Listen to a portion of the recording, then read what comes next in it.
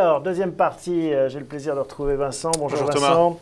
On va voir ensemble, on a vu avec Jonathan cette explication du paysage, comment est-ce qu'il a évolué sous l'impulsion de la Banque Centrale Européenne et de son président Mario Draghi. Quelles conséquences sur les différentes classes d'actifs? Ça va être un petit peu l'enjeu de cette partie-ci. Globalement, est-ce que ce que fait Mario Draghi, c'est positif ou négatif pour les épargnants? Alors, c'est certainement positif parce que finalement, le mal aurait été pire que le remède qu'on est en train de mettre en place. Si la BCE n'était pas intervenue, on aurait pu se projeter dans le scénario d'une déflation. Et dans ce cas-là, non seulement l'activité des entreprises ralentit, donc on rentre dans une sorte de dépression, et donc l'épargne finalement des épargnants se déprécie. On a des voix en Allemagne qui s'élèvent pourtant pour dénoncer ces mesures.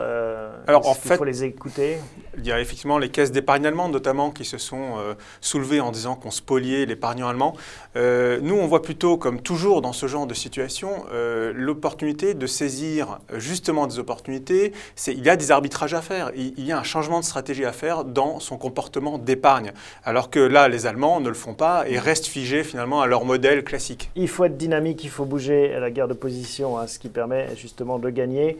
Alors justement, si on fait maintenant, on passe en revue les différentes classes d'actifs pour essayer de voir qui en profite et qui en profite moins. Commençons par exemple par les placements monétaires. Les placements monétaires sont en fait en train de disparaître complètement du paysage. Je pense que très peu d'épargnants aujourd'hui continuent à avoir ce genre de placement. Ça devient un placement un peu technique d'attente. Et on perd de l'argent quasiment. Aujourd'hui, on perd de l'argent avec une inflation. Et les taxes. L'inflation est supérieure aujourd'hui au rendement des monétaires. Donc c'est vraiment un placement qu'il faut éviter d'avoir dans son portefeuille. Le livret A. Le livret A aujourd'hui est à 1,25%. On parle d'une baisse au 1er août à 1%. En réalité, la formule qui devrait être appliquée devrait en fait d'une certaine manière arriver sur un livret A inférieur à 1%. Ouais, on a toujours une formule, mais elle ne s'applique jamais. C'est une formule à la carte. Il y a un enjeu politique. Maintenant, lorsqu'on voit... C'est pour ça qu'on avait fait une formule. C'était pour plus qu'il y ait d'enjeux politiques. Et bon. Alors là, le gouvernement sera quand même un peu coincé parce qu'ils se sont réjouis des décisions de la BCE au lendemain. On sait quelle a été la réaction du gouvernement, donc on verrait mal aujourd'hui le gouvernement sponsoriser le livret A, alors qu'en réalité, il devrait être inférieur à 1%. Et financer l'économie réelle, c'est ça le leitmotiv. Les livrets fiscalisés des banques, est-ce qu'il faut regarder? Alors, les livrets fiscalisés aujourd'hui, ils sont autour de 1,25%. Lorsque vous enlevez la fiscalité et en plus l'inflation, finalement, là aussi, ce n'est pas une solution d'épargne pérenne. Il y a ensuite les livrets plutôt boostés, qui sont les livrets sur lesquels les banques investissent, notamment en termes de marketing. Généralement, sur une période de 3 à 6 mois, vous pouvez bénéficier de 4 à 5%. Le taux est complètement déconnecté de la réalité. Ce sont des investissements marketing que font les banques pour acquérir des clients. Là, ça va devenir de plus en plus cher pour les banques de financer ce type de produit. Compte à terme, est-ce que c'est toujours intéressant? Alors les comptes à terme, là aussi, c'est plutôt une classe d'actifs qui est en train qui souffre énormément. À 3 mois, on est à inférieur à 1%. À 3 ans, on est autour de 1% en moyenne. Et donc ça, c'est des taux qui sont actuellement proposés, certainement qui vont encore baisser. Ouais. Donc là aussi, nous préconisons de fuir ce genre de placement. On voit bien la logique qui est derrière. C'est vraiment de repousser les épargnants et l'épargne vers de la prise de risque, vers un financement moins sûr, mais qui rapporte un peu plus. Tout à fait. L'enjeu, c'est finalement de dynamiser l'économie. Si on dynamise l'économie, qu'on fait en sorte que les entreprises aient accès aux liquidités, l'activité va reprendre et d'une certaine manière, les actions devraient se renchérir. Alors encore des placements sur les fonds euros en assurance vie. Alors sur les fonds en euros en assurance vie, nous on aime bien classifier un peu ça pour aider l'épargnant à s'y retrouver. Vous avez les fonds euros classiques qui sont investis notamment en obligations d'État. Là, il y a une forte inertie sur ce type de placement, même si la tendance depuis quelques années est déjà à la baisse des rendements des fonds en euros, 2,80 en 2013.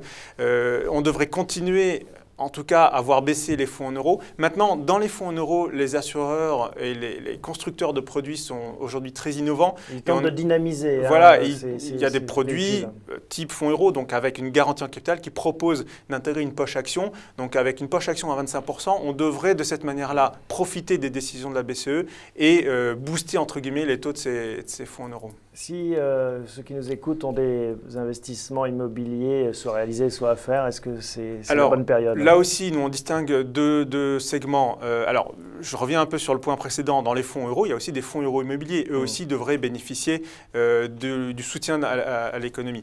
Ça me permet d'arriver effectivement à notre raisonnement sur l'immobilier. Sur l'immobilier, on va séparer l'immobilier classique, disons résidentiel, de l'immobilier d'entreprise. Est-ce que c'est aussi une occasion de profiter des taux bas pour acheter soit sa résidence principale, voire une résidence secondaire? Les taux sont déjà très bas, donc on ne pense pas qu'il y a encore une marge de manœuvre importante du côté des banques. Par contre, ça devrait permettre de relancer le niveau des transactions qui a été assez faible l'année dernière en France notamment.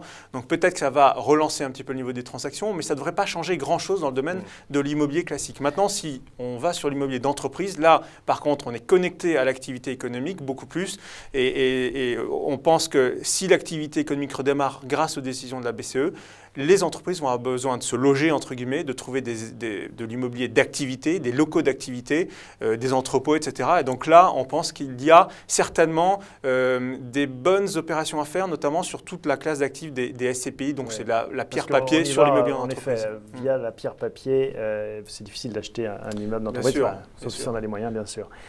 Les obligations d'entreprise, on reste dans l'univers des entreprises.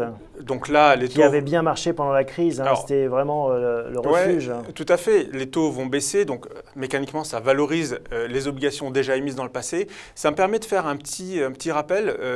Beaucoup d'épargnants qui nous suivent doivent avoir dans leur portefeuille l'emprunt EDF. J'en profite pour lancer un appel. L'emprunt EDF s'arrête le 17 juillet. Les 270 000 Français qui ont épargné sur l'emprunt EDF, en moyenne 12 000 euros, vont récupérer leurs sous.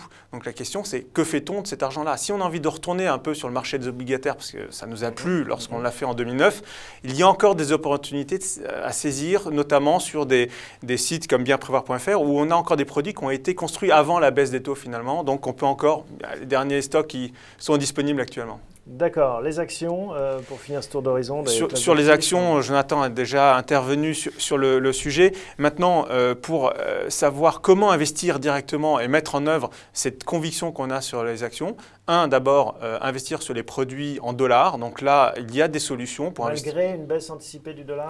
Alors, oui, tout à fait. Aujourd'hui, on continue à considérer que c'est une opportunité d'investir aujourd'hui sur les placements en dollars. Alors, en fait, c'est le dollar qui devrait se renchérir face à l'euro, puisqu'on s'attend à un dollar à 1,20. Donc finalement, le contraire. et en réalité, donc, saisissons aujourd'hui l'opportunité d'investir sur les produits en dollars. Deuxième solution. Donc on joue la remontée de dollars. Même ça fait longtemps qu'on l'attend et qu'elle tarde. C'est le sens de l'histoire.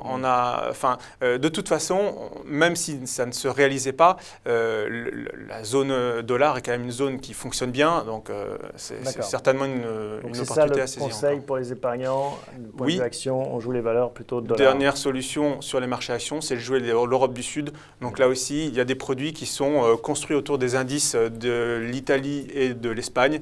Donc là, il y a des solutions à saisir aujourd'hui. Bon, c'est parfait. Merci Vincent pour ce tour d'horizon des différentes classes d'actifs. Vous restez avec nous et on va accueillir tout de suite quelqu'un qui va nous parler cash.